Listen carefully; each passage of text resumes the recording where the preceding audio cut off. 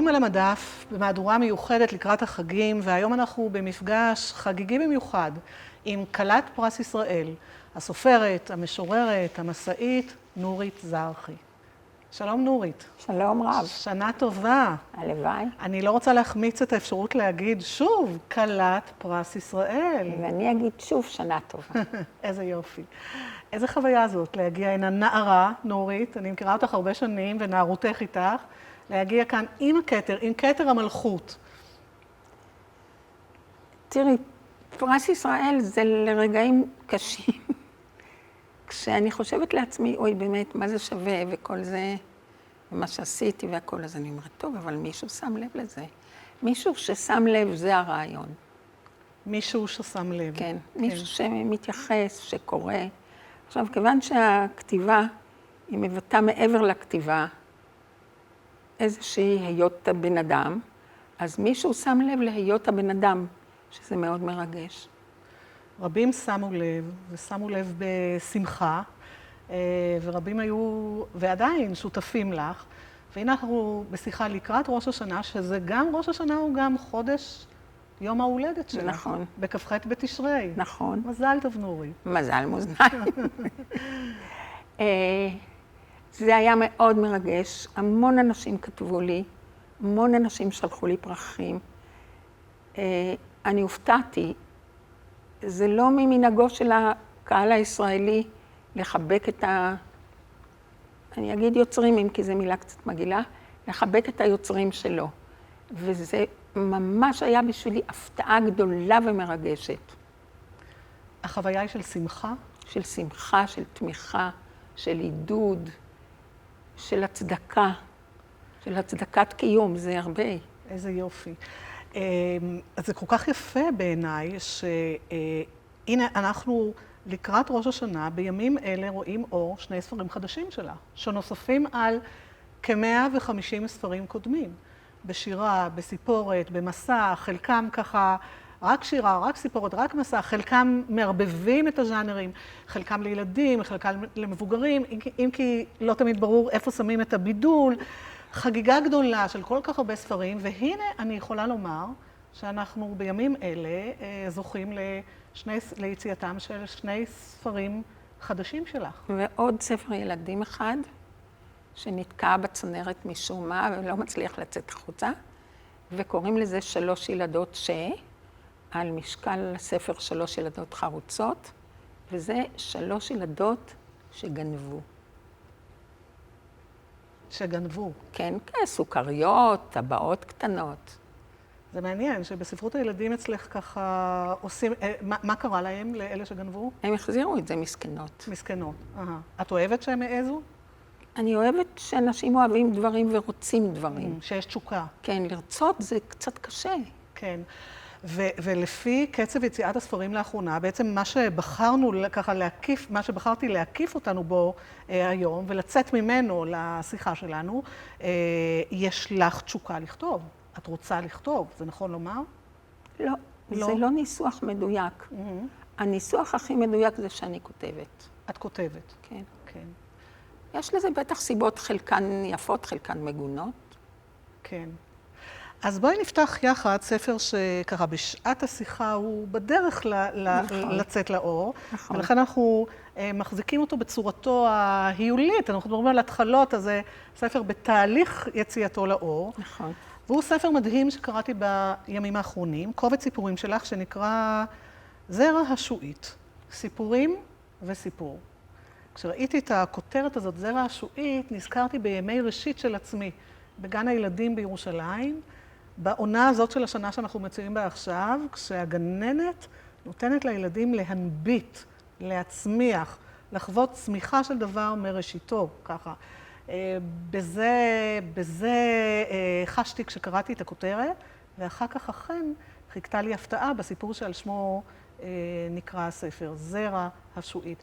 נכון, זה על החוויה הזאת של הבת שלי, של גן הילדים, כשהיו מנביטים על הצמר גפן. זה בדיוק על זה. כן. אולי תקראי לנו ככה מתוך מזרע השועית עצמו? משיפוצים. משיפוצים. ככה. סיפור שנכתב ממש בחודשים האחרונים. הקורונה הייתה לך תקופה של כתיבה פוריה. נכון. אז אני קוראה, שיפוצים. תפקידי היה למלא את דליי המים. לא יכולתי להימנע מלרמוס את פרחי הכריזנתמות שנהנו מחיים מאושרים סביב הברז. למעלה עמלו הבחורים מאז הבוקר, כשבעלי הביא אותם הנה מקופת הפועלים שבצומת. שם התרכזו כל מחפשי העבודה. קפה שאלתי כשלא נזקקו עוד למים? כן גברת. וסנדוויצ'ים הצעתי, והנחתי את המגש על גזע העץ הכרות, שניצב בלב החצר, עד למחלוקת ביני לבין בעלי. לצורך הסיפור עליי להודות, שלא הכל מעדיפים עץ שענפיו גולשים עד כדי חסימת השביל. העץ החשוף עקרונית, ענפיו כאילו גויסו לכוחות הביטחון. בשקט שהסתרר, שאלתי את הבחורים, גם אצלכם משפצים? אבל אצלנו, הסביר לי הבחור היותר צעיר בעברית שוטפת שהפליאה אותי, כי בינם לבין עצמם הם דיברו ערבית. יכולנו, כולנו בונים לכולנו. כל המשפחות, לסבתא, לילדים, לדודה. והסיפור מוביל לקראת סופו, כשבעלי נכנס מן העבודה. ואני באמת אקרא רק את הסוף. אשלונק אמר בעלי, מה את מחפשת? כולם העיפו בי מבט וחזרו לגחך. ניחשתי שמדובר בקיר החתוך, שהיה סלע המחלוקת ביני ובין בעלי. את לא יכולה להשתלט על הבית, הוא הוסיף. מה זה פה, מרוץ משוכות?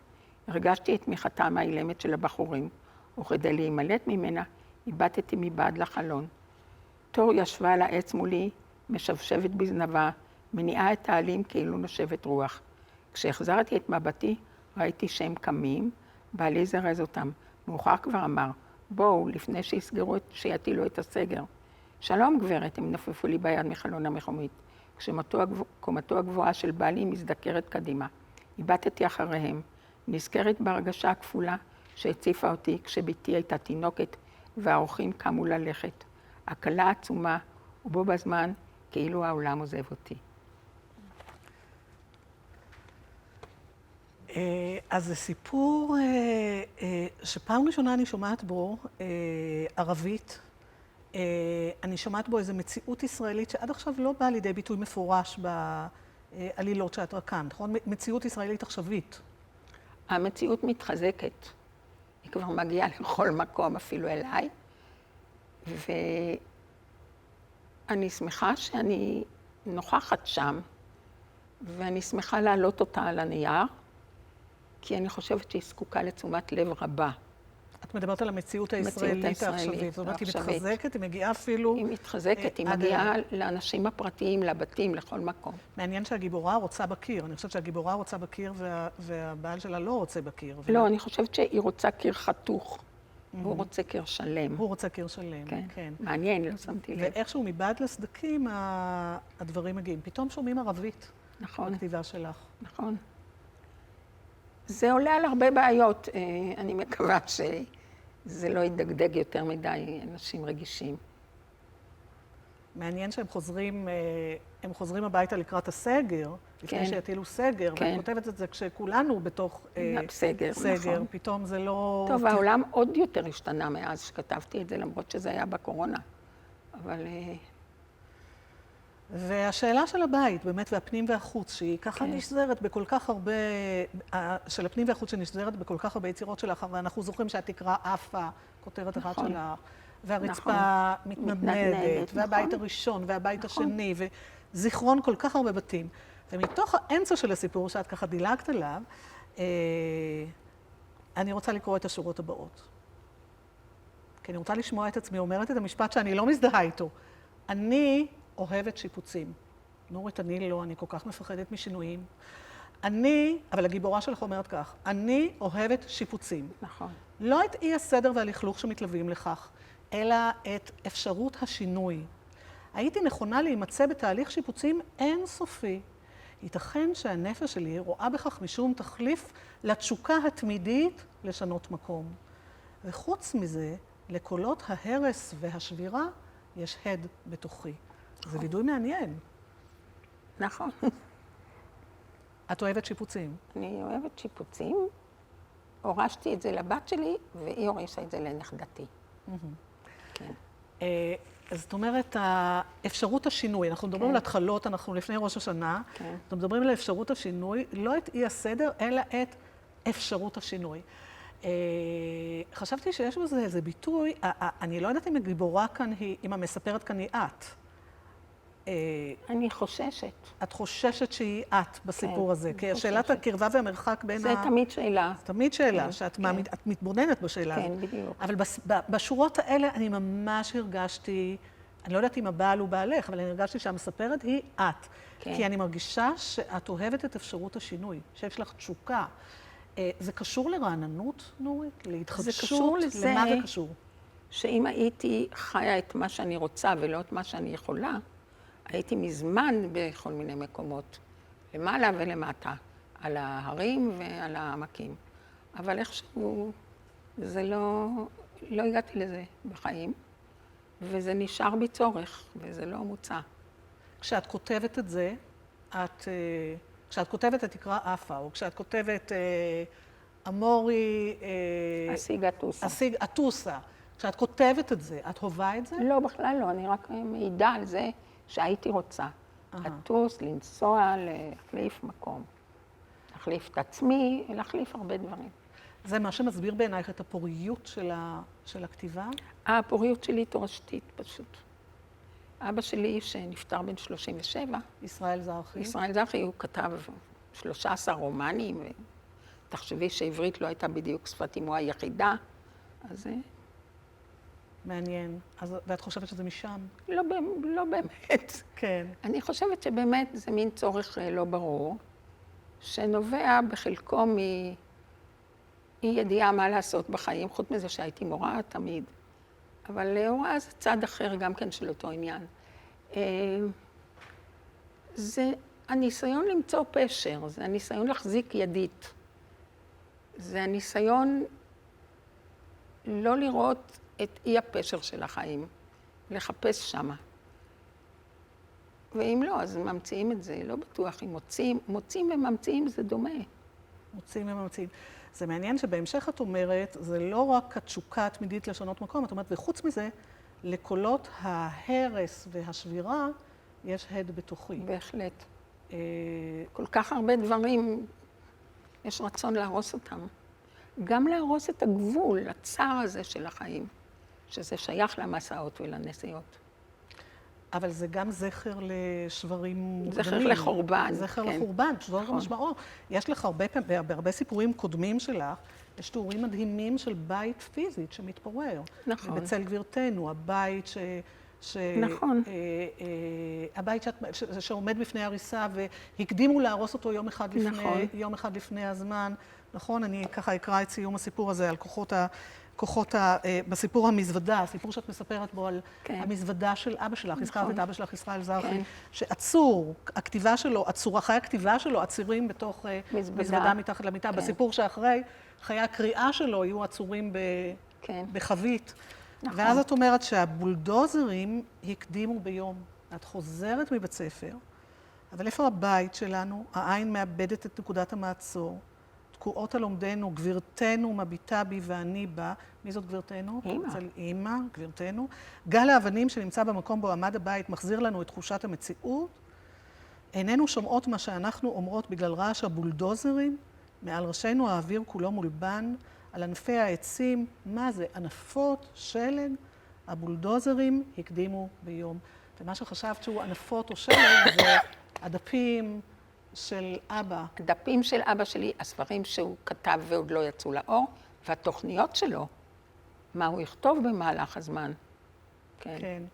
אז זה מעניין שהשיפוצים קשורים גם לרצון הבנייה וההתפתחות והשינוי, אבל גם לזכר, לאיזה חורבן קדום. שמענו כאן ערבית כשאת קראת, שמענו את הערבית, ואני רוצה לדבר, הערבית הזאת ככה הפתיעה אותי כאן, אבל למעשה גם העברית אצלך היא לא מובנת מאליה. כי העברית, בואי נדבר על עברית וההתחלה. הרי עברית לא הייתה שפת האם של ההורים שלך, נכון? אבל הם עוד שמה דיברו עברית. הם היו בבתי ספר, הם באו עם עברית. הם באו עם עברית. אבל עם עברית אשכנזית, אמא שלי שהיא דיברה ואבא שלי למד באיזה מקום עברית, בחדר או באיזה מקום, אז הוא ידע מה הייתה עברית. השפה שהם דיברו בה ביניהם?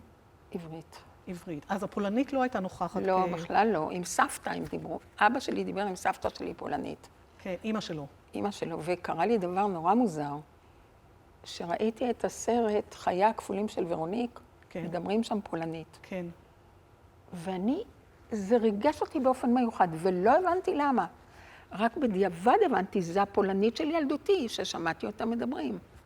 אני לא יודעת פולנית, אבל אני מכירה את הריח של הפולנית. את כותבת על זה בבצל גבירתנו, נכון, כל כך יפה, נכון. את מתארת פתאום את הפולנית שבוקעת, וגם את הגילוי שלך, שהנהייה שלך לאנגלית. כן, זה גם נכון. למה קשורה הנהייה הזאת? לרצון למקום אחר, לרצון למקום שונה, לרצון לספרות טובה, וכמובן להישגים גדולים שלא יכולנו פה עוד להגיע. אבל מה שמפתיע בסיפור הזה, מתוך בצל גבירתנו, זה שהאנגלית, שהנה את מתארת אותה שוב, כאפשרות להיות לא מעכשיו ולא מכאן, נכון. היא קשורה גם לזיכרונות הכי אינטימיים שלך, שבעצם קשורים לאבא שלך, לאותו אבא שלך, שהיה שנה בלונדון וכתב נכון, לפי זה זה נכון. והיה לי חיים ללא אוסף צרור. גלויות שלו, שהוא קנה במוזיאונים בלונדון. אבל אני רוצה להוסיף פה משהו, כשלימדתי ילדים בזמנו, נגיד היו 15 ילדים בקבוצה. שאלתי אותם, מי מרגיש פה הרגשה שהוא לא שייך? כל הילדים הצביעו. אנשים, הרגשת השייכות זה איזה פייק כזה. זה לא, אין את זה בצורה כל כך ברורה. זה משהו מאוד חמקמק. ואת שואלת ילדים, הם יודעים לזהות את זה. זאת אומרת, את אומרת, זה לא עניין דורי, זה לא עניין זה לא שקשור עניין- להקשר היסטורי מסוים. לא. אם כי יש הרבה מה להגיד על ההקשר ההיסטורי, אבל זה שיחה אחרת. מה את אומרת על ההקשר ההיסטורי? בהקשר של שאנחנו, שייכות? הדור שלי, שונים מהילדים שנולדים עכשיו או מהדור הצעיר. השייכות שלנו לארץ הרבה יותר חזקה. בתוך אי השייכות אנחנו שייכים. ההיסטוריה הזאת של מלחמת השחרור ושל הנפט בחוליקת, והיא פשוט בתוך דמנו. זה כאילו קרה לנו, אם כי היינו דור אחרי דור הפלמ"ח, או אפילו כמה דורות. הילדים של היום אין להם את החוויה הזאת, והאמת שההיסטוריה הישראלית והמלחמות הם לבלי נשוא. וזה כל הזמן חוזר על עצמו ולא מוצאים פתרון. זה כמו לדפוק את הראש בקיר ולא לזהות דלת. זה קשה. את אומרת לא לזהות דלת, ואני לא יכולה שלא נכון, להזכיר נכון. את הספר הנפלא הזה, אוטוביוגרפיה של דלת. אני אקרא נכון. כמה שורות, אנחנו מדברים על התחלות, אני אקרא כמה שורות מתוך הפתיחה. בבקשה. הפתיחה נקראת דלת. אני נעלבת אם מדמים אותי לקיר. הרי לא ניתן לטעות. מה שמייחד אותי הוא התנועה המהפכת בין חוץ לפנים. זה מעניק לי מימד נוסף. ניתן אולי לקרוא לו נפש. אף שאני מקובעת, אני מסוגלת להיות מופעלת. אני חשה את רצונם של אדוני הבית. די שילחצו על הידית שהיא אפס קצה לי, ומיד אני פועלת כמאופנטת. בעצם עומדם לידי, אני מנחשת מה רצונם. אם בפנים, החוצה, ואם בחוץ, פנימה. כשאני סוגרת, משתנה האוויר. אם קשה לך להבין, דמייני צוללת. את לא מתחת למים, אלא כמוה, בדולה מן העולם בגובה העולם. את החוץ אני רואה רק בכוח הסוגסטיה. ממוצא הדרך אני מנחשת את המשכה. הכיוון הוא המנחה אותי. אם תשימי לב, אין סוף כיוונים. אבל את הפנים אני מכירה היטב, בעצם אני עדה לו. או אם תרצי, מרגלת. כל האינפורמציה חשופה לפניי. המריבות, הבדידות. אינני יכולה להשתתף, רק להבליט את נוכחותי בכאין מוצא. יש מוצא, לצאת החוצה. ככה, את פותחת בדלת, ואת מספרת כאן על אנשים שלא יצאו מפתח ביתם. נכון. מאיזה נקודת מבט כתבת את הסיפור של הדלת? מנקודת מבט של מי שנמצאים בפנים, של מי שנמצאת בחוץ, ומתדפקת על הדלת? משל נקודת המבט של יציאת מצרים. קשה לצאת. קשה לצאת.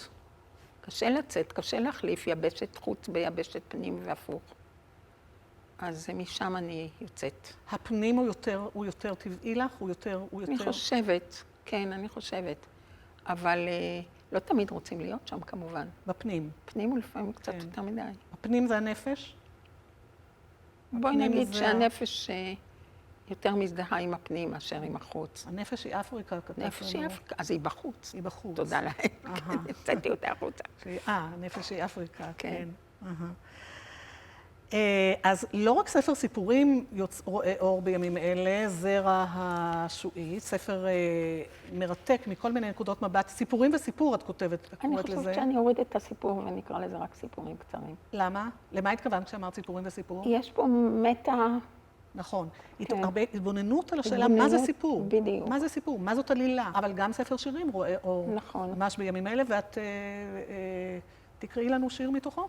קודם אני אקרא את השיר מהספר שכבר יצא. מהספר הישן, שראה אור לפני כמה חודשים. בדיוק, כן. כי הוא כבר יצא, אז הוא כבר לא כל כך שייך לי, ויותר קל לי לקרוא מה שלא שייך לי. את גם מרגישה כמוני כמה הוא יפה?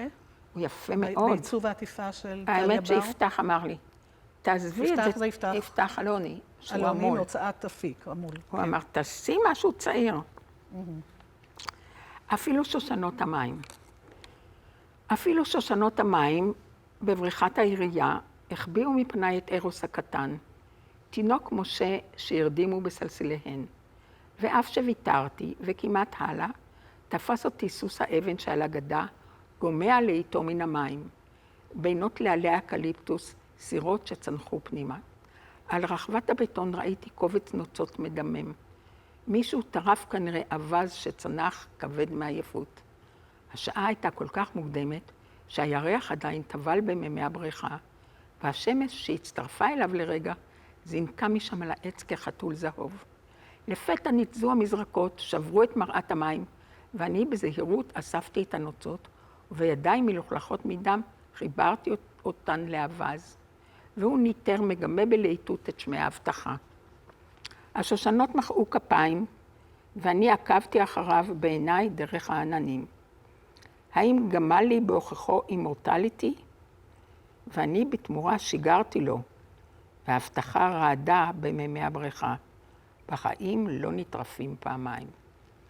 בחיים לא נטרפים פעמיים. זה יפה שאת ממירה את אי אפשר לעבור באותו נהר פעמיים. כן, אבל זה שקר. בחיים יכולים יכולים להתערף הרבה פעמים. אבל ויכולים לחבר בידיים מגואלות מדם דבר שכבר... חייבים. ואת עושה את זה. אם אני יכולה. את עושה את זה. כי מה שמדהים אותי בספר הזה, זה שלכאורה יש בו, הוא הרי מתחיל לדבר על, הוא מתחיל בדיבור על ההיעדר, ומעמיד שאלה ביחס לאושר. הילדים שלנו מאושרים, אני שואלת את ביתי, היא מעיפה בי מבט ואומרת, ואת? נכון. אבל את יודעת, מה שמקסים בספר הזה, כשאני קוראת אותו, זה שלא ברור שהתשובה לזה היא לא כן, באופן מאוד מאוד משונה. זאת אומרת, מצד אחד הוא מהדר, מציין את החלוף, את ההידלדלות. תראה, הזקנה סימנה אותי. לא יודעת מי כתבה את זה, אני מסתכלת עלייך. הזקנה סימנה אותי. ואיך שלא התכוון, אני מהלכת תחת חופתה. נכון. אז הוא מסיים ומדבר על המוחק הגדול. נכון. אבל באופן מוזר, יש בו חגיגה עצומה של היש ושל היופי. לפני כמה ימים, טלפנה לי מישהי עם איזה רדיו או משהו, שרוצה להזמין אותי לשוחח על הזקנה. אמרתי לה, אני לא יכולה, אני אהיה פה, אבל אמרתי, אני רוצה להגיד לך משהו, אולי תקליטי את זה. להיות זקנים זה רק ממד אחד של הזקנה. הזקנה היא מלווה בנפש נטולת גיל ובתשוקות נטולות גיל. אנשים זקנים שצריכים להיאבק לצערם בזקנה, הם כל הזמן נקראים בין שני כתבים. הנאלצות לחוות את הגוף הזקן, והצורך החזק של הנפש לחיות כל מה שקשור באהבה, בסקרנות, בהרפתקה, והאנשים שאינם זקנים לשמחתם צריכים לקחת את זה בחשבון. כדאי להם. זה תלוי זה מאופייה של הזקנה, או זה תלוי באישיות של האיש או האישה הזקנים? הזקנה זה אופציה לא להזדקן. זה כמעט לא אופציה, זה ככה, זה עובדה. ואת חושבת שהכתיבה שלך היום, בשנים האלה, את רואה אותה כהמשך של הכתיבה הקודמת? כן, או זה שלב... אני למשל חושבת, אני אשתף אותך במה שאני הרגשתי, אני חשבתי שכאן יש צירוף מוזר של זימון מוזר, לא מוזר, מיוחד. מוזר זה טוב, מוזר, מיוחד, של סימון היעדר יחד עם חגיגה עצומה של היש. זאת אומרת, העולם נגלה כאן לא רק ביופיו, אלא גם כל דבר שאת מסמנת את ההיעדר שלו, או את החיסרון שלו, תוך כדי שאת מסמנת את החיסרון שלו, הוא כל כך נוכח. זה מנפלאות השפה, שאת לא יכולה להגיד מה אין, אם באותו זמן שאת אומרת מה אין, את למעשה אומרת מה יש. כי את מסמנת את ההיעדר. זה מעניין. אם תביטו אל תוך הבית פנימה, תוכלו לראות מה שלא תפסתי מעודי. וכאן יש רשימה, ובסוף זה מסתיים עליי להמנן את הבית הזה, שזה אולי הבית של השיר, ואולי הבית. לא, זה הבית. אולי זה הבית. היחיד שניתן לי לתפארת היש. נכון. זה מסתיים. כי יש נקודה בביוגרפיה לפחות שלי, שאת רואה שזה לא ניתן לשינוי, ואין טעם לנסות לשנות את זה או להתמרמר על זה. כדאי לאמץ את זה כי זה מה יש. אחרת את נשארת בלי כלום. וחשבתי שזה בא לידי ביטוי גם בזה שהשאלה בדרך כלל אצלך, גם אם היא לא נשאלה במפורש, היא קיימת בהרבה מאוד מהטקסטים שלך למבוגרים, זה האם אני קיימת, אני, זו שאלה ביחס לאני, לקיומו של האני. ופתאום כאן, בספר הזה, יש סימן שאלה, ואת, והשאלה הזאת נעשית בתוך אקט של תקשורת. זאת אומרת, נכון. שיחה בין אם לבת. נכון, כי הבנות שלי הן באמת מאפשרות לי את היש. עובדה, הולדתי אותה מתישהו, עובדה. כן. וגם המילה ואת מופיעה בסוף אחד מהשירים, ככה בשני שירים. היא תמיד מופיעה לקראת סוף השיר, וחשבתי שהיא מקבילה למקום שבו מופיעה המילה יש. שמתי לב, נכון. יש, נכון? גם את שמת לב? כן. שמתי לב, יש, כן. זאת אומרת שזה מאופייה של השפה. עוד דבר חדש שאני חשה אצלך, זה נוכחות מאוד חזקה של הומור. בזרע השועית יש דברים של הומור וכאב יחד. יש הומור נהדר ויש דמיון בהרבה טקסטים שלך, אבל הזימון של הומור ושל כאב, את מזהה אותו בכתיבה העכשווית? בטח לקחתי את זה מספרות הילדים. שמה? בטח לקחתי את זה את החוויה, כי עד עכשיו, הרבה פעמים ההומור היה בספרות הילדים, נכון. אבל כאן יש דברים, בעל ראשון ובעל שני, מדברים על הראשון והשני, כן? לא הבית הראשון והבית השני. זה בעצם הבית הראשון והבית השני. הבית הראשון והבית השני. מסתבר שהם שניהם היו... ישראלים. שזה אומר? שזה אומר שהגבר הישראלי, אם אפשר, אם מותר לעשות הכללה, וזה לא מדובר על הדור של הילדים של היום, של האנשים הצעירים של היום. זה מדובר יותר על האנשים בגילי, שהחוויה של הגברים היא כל כך חזקה ואכזרית, של הצבא, של המילואים, של המלחמות, שהקשר ביניהם באופן טבעי זורם בקלות, הרבה יותר מאשר הרומנטיקה עם החיפוש אחר האהבה או עומק האהבה. אז זה גורם לזה שבספר הזה, זרע השועית, שרואה עכשיו, העמדה הזאת שלך שמתבוננת בחיים של נשים, נשים שאפתניות מהפרובינציה נקרא, כן. או מדאם בווארי מנווה צדק, דברים שאת עסקת בהם באופן ראשוני בעברית, בשנות ה-70 וה-80, ככה התחלת לעסוק בהם. את מזמנת את העיסוק הזה בשאלות ששואלות על חיים של אישה, על קיום של אישה, יחד עם מבט על החברה הישראלית. אני חושבת שאין צורך שאני אגיד את זה, שתפקידן של הנשים בחברה הישראלית החל מתקומה היה מאוד מורכב. הבת שלי חוקרת את העניין של שותפות נשים בגינות וגידולי חקלאות. מסתבר שגברים לא נתנו לנשים לטפל בשדות, ביבולים. הם העניקו להם ברחמנות גדולה את הגינה של הירקות. שנשים, מה שהן יכולות לעשות זה רק לגדל ירקות, גם זה בקושי. לך יש גינה בבית? תמיד. מה את יש לי מגדלת? במרפסת, לא. עברתי מהגינה שמגדלים לגינה במרפסת. ומה יש בה? מורנינג גלורי, יש פטל, נראה, אולי יהיה. אולי יהיה. אז את טובה בלהצמיח?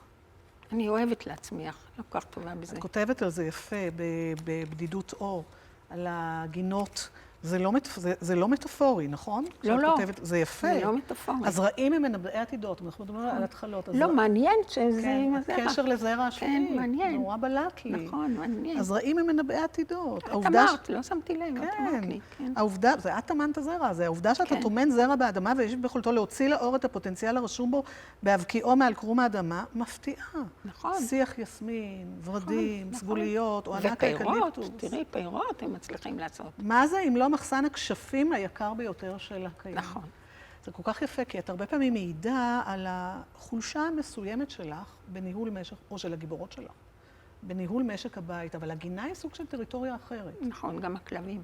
גינה וכלבים, בואי נדבר קצת על כלבים. או, כלבים זה מתנה גדולה. מה את מספרת על כלבים? עכשיו יש לי כלבה שקוראים לה לילי, כן, היא שייכת לי ולסומי, כן.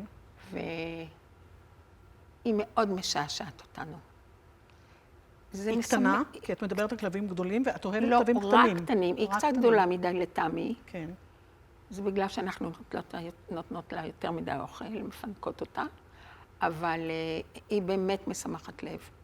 זה קשר בלתי אמצעי עם משהו. הכלבים. זה לא שופט אותך, זה לא דורש ממך, חוץ מלהוציא אותם, שזה באמת בעיה, אבל זה ממש יצורים מופלאים, כלבים. בהרבה רעיונות שלך, ראיתי אותך יושבת ומלטפת. נכון, אני הייתי תמיד הולכת עם כלב קטן. כלב, כבר לא? היא קצת גדולה מדי בשביל זה. חוץ מזה, כיוון שאני לא הולכת בקלות, אז יותר טוב לי שאני בלי כלב. אבל הרבה פעמים הכלב אצלך, הקטן והחמוד והמלטף והמלוטף,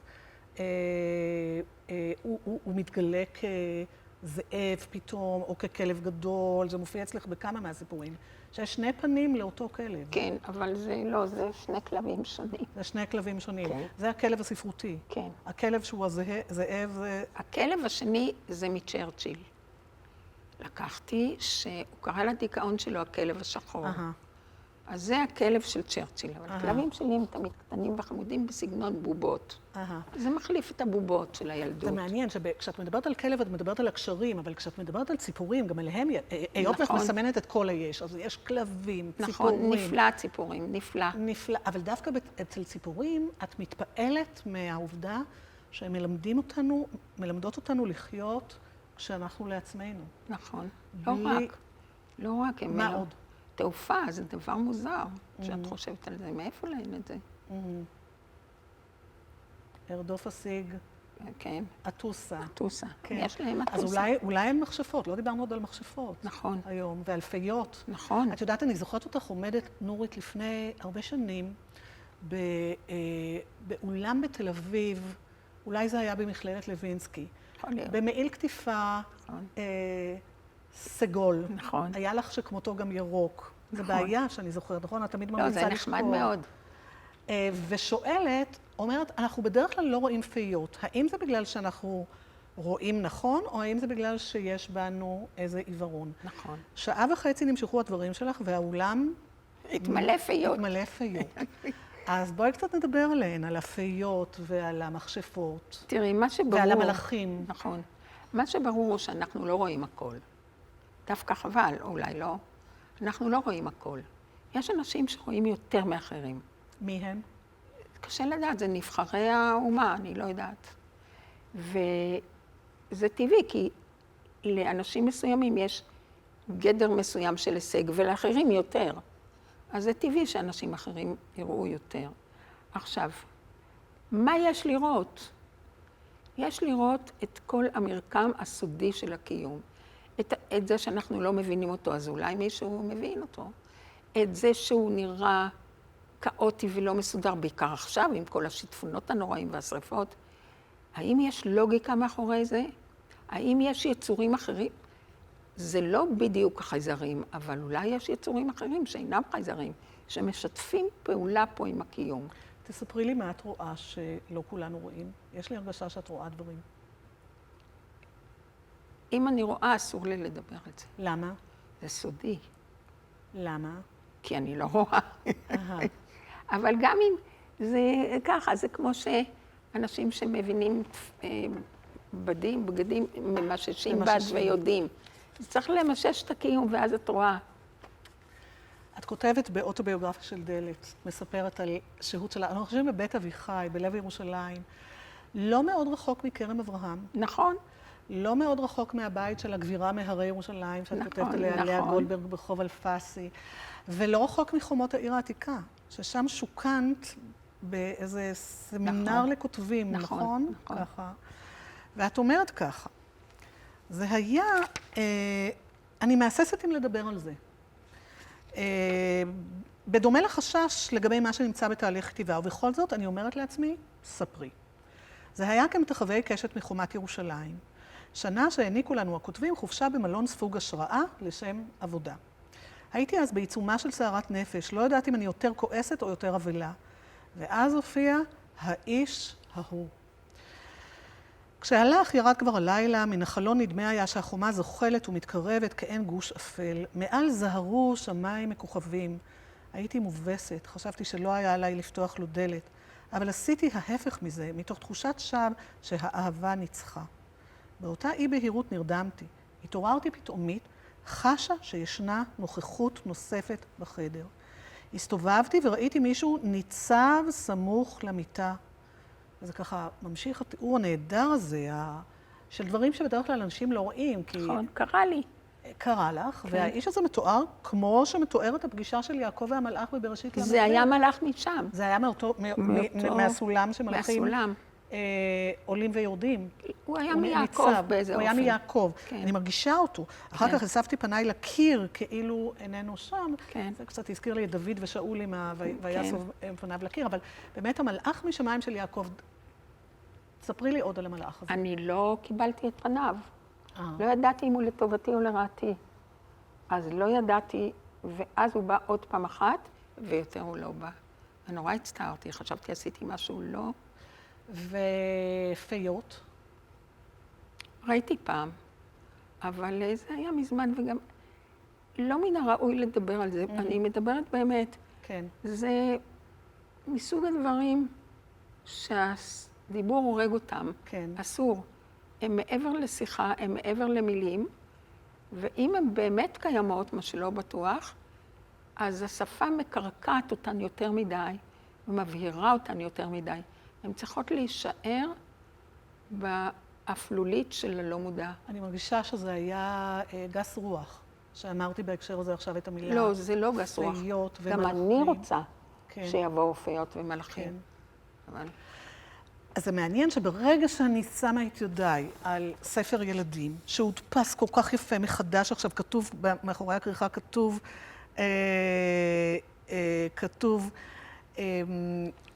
נורית זרחי כתבה יותר מ100 ספרים, זכתה בפרסים רבים, וכתוב, והיא קיבלה את פרס ישראל לספרות. זאת אומרת, זה חדש, זה כן. תנינה חדש. נכון. ככה, אני יכולה להרגיש את הקסם. כן. אבל ברגע שאני עוברת לספרות הילדים, פתאום אני מקבלת הרשאה להגיד את המילים שבספרות למבוגרים, נכון. תנינה וכל אחיותיה. הנוכחות הזאת, תנינה הייתה מכשפה. מכשפה קוסמת. מכשפה קוסמת. כן. וחשבתי כמה מכשפה בעצם קשורה לסדרה הזאת. לאיזו סדרה? של מה שאסור לדבר עליו. של מה שאסור לדבר עליו. כן. אבל מה שיפה אצל תנינה, זאת אומרת, קודם כל היא קשורה גם לסיפור שיפוצים, כי נכון. היא יכולה לעשות, היא לא צריכה להזמין גם אם הפועלים נמצאים בסגר, היא יכולה לעשות נכון. את השינוי שלה. נכון. זאת אומרת, המכשפה הזאת יכולה לעשות את השינוי שלה, אבל דווקא היא עושה את השינוי שלה באמצעות מילים. נכון. מרגישה, וגם מחשבות. אם היא חושבת... מה שהיא חושבת קורה לה. מה שהיא חושבת קורה. מה שהיא אומרת קורה. ויש לה אבל הרבה יחס למילה, לשפה. היא אומרת בסוף א', ב', היא אומרת בסוף את כל בגלל שיש קשר גדול בין כישוף לשפה. וכל הלחשים האלה, כישוף בלי לחש לא יצא, לא יעלה יפה. אז כשילדים קוראים את תנינה, באיזה מישור של מציאות הם מבינים? תראי, הילדים של היום לא ברורים לי בכלל. אני לא יודעת אם הם קוראים, ואם הם קוראים אני לא יודעת אם הם יקראו את זה. אולי זה קצת קשה. זה היה מאוד פופולרי בזמנו, לא ברור לי מה עכשיו. ילדים את מבינים מציעה להציג עניין. את זה במדף ספרות למבוגרים? אני אני חושבת לא שזה... חושבת, אולי. אני בעד, גם. אני אשמח, ילדים מבינים את זה יותר טוב ממבוגרים. כשהם מתעניינים, כשהם פתוחים לזה. אני לא יודעת מה קרה עכשיו. השתנה. את נותנת ביטוי לשאלה הזאת, מה קורה לשירה עכשיו? האם נכון. השירה... מה קורה לתרבות האוריינית שלנו? את נותנת לזה ביטוי גם בכתיבה המסעית שלך, ואת גם נכון. משוררת על השאלה הזאת. נכון. כשאת שואלת אם השירה מתה, כן? נכון. אם השירה מתה, את חושבת שמשהו קורה לה? תראי, אני לא רוצה לדבר כאילו אני שופר של מישהו. אני אפילו לא שופר של עצמי. אני רק מתבוננת. נראה לי שממד אחד צלל למים עמוקים.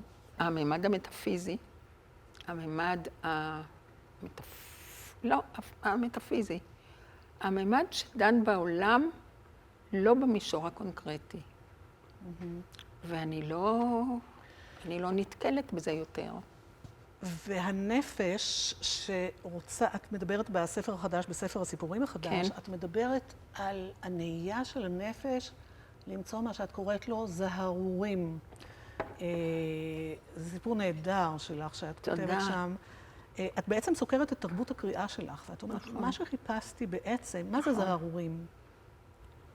זה. זה. שאת עוצמת את העיניים ואת רואה אורות. ואת שואלת, את אומרת, אני מקווה שהילדים של היום יחפשו זהרורים. אני אפילו לא מקווה. ימצאו. אבל אולי הם מוצאים ביער אחר, זהרורים אחרים. אסור להיות כל כך נחרצים לגבי ילדים או אנשים את צעירים. מקדישה את הספר שלך לנכדייך קמה ויונתן ורדי, כן. שאלמלא הם, נכון, כי... הספר לא היה יוצא, כנראה שמכירים את עולם הזהרורים. כנראה. הנכדים האלה. בטח. כן. אני נתתי ליונתן לקרוא כמה סיפורים ואומר, את מוכרחה להוציא את זה, אני לא מכיר ספר כזה. גם אני לא. אז תודה. כן. אז אמרתי, הוא העזתי לתת לו את זה. וכמה ערכה איתי את הספר. היא הקריאה לי אותו. כן. עליזה היא העורכת. עליזה ציגלר. ציגלר, ואחר כך ערכה את זה ורד. את אוהבת אורחים? אני מאוד אוהבת אורחים. מנהלת איתם אני שיחה? אוהבת לראות מבחוץ מה עשיתי מבפנים. אבל אני לא בטוחה שאני מאוד נוחה לעריכה, כי בטח אחר כך אני משנה הכל בחזרה. אבל אני אוהבת שיחה. הקריאה היא זהרורים? היא יכולה להיות זהרורים? הקריאה היא זהרורים, והקריאה היא הדופק של החיים הבודדים. הבודדים. כן. אבל את כותבת בדידות או. בדיוק. הספר הקודם שלך, לפני 20 שנה, נקרא המצאת הבדידות. הספר שראה אור לפני שנה וחצי או שנתיים נקרא בדידות או. הנה הוא. הנה נכון. הוא. הנה הוא. כי בדידות או. כי מה זה אף פעם האור? זה מה לא. זה בדידות? זה האופציה השנייה. כן. בדידות ולבדיות זה שני דברים שונים. אפשר להיות לבד ולא להרגיש בדידות. הרבה מאוד שנים פחדתי פחד מוות מזה, אבל הסתבר שזה לא מפחיד כמו שחשבתי. אז בלבד יכולים להיות זהרורים, בקריאה יכולים להיות זהרורים. לא דיברנו עוד בכלל על אהבה. אהבה זה הכי חשוב. אהבה זה הכי חשוב. בטח. זה מציל את האדם מעצמו. וזה נותן לחיים להבה לא בטוח יציבה, לא בטוח מתמשכת, וחבל, כי מה אנחנו לא רוצים אם לא תמיד שהלהבה תהיה דולקת. אבל אנחנו גם רוצים שינוי. אנחנו גם רוצים שינוי, אנחנו בבעיה. כן. אבל אנחנו יכולים לקחת איתנו את הלהבה לתוך השינוי. אבל כמו שאמרנו כבר, אין לנו שליטה על הדברים. אז דיברנו על מלאכים, על פיות, על מכשפות, ועל על אהבה, קריאה, על זהרורים ועל אהבה. ועל אהבה זה בתחום של הפיות והמלאכים והזהרורים. ואני רוצה לשאול שאלה, ככה אנחנו רגע לפני ראש השנה, שערי שמיים שאת ככה מתבוננת בהם. את גם צוללת לבריכות ולמעמקים, אבל גם שערי שמיים פתוחים. התפילה, מה היא בשבילך? אני מתאמנת, אני לא בטוחה שמישהו שומע. ואת מתאמנת? אני את שלי עושה. במילים? במילים או לא. במילים של אחרים או מילים? לא, של עצמי. דליה רביקוביץ' אומרת שירים שאחרים כתבו, אני אוהבת יותר, נכון. ולך יש תפילת היחידה שלך, תפילת היחיד שלך. כן, אבל אני לא יודעת אם יש, אני לא בטוחה שמישהו שומע. הלוואי. כן. נורית, שנה חדשה, שנה טובה. תודה רבה, שנה טובה. תגידי לנו משהו על ההתחלה הזאת, החדשה. שנעבור בשלום את ההתחלה והלאה. כן, ושיהיו הרבה זהרורים. את נותנת לנו, נורית, הרבה מאוד זהרורים. תודה רבה. נלך בעקבותיהם. תודה רבה. נמשיך לחפש אותם. תודה גדולה לך על השיחה הזאת. תודה לכם שהייתם איתנו. שנה טובה ומתוקה. אתם מוזמנים להיות איתנו גם בשבוע הבא, בשיחה עם מיכל בן נפתלי, הסופרת מיכל בן נפתלי, לכבוד ולקראת יום הכיפורים. תודה רבה. תודה רבה.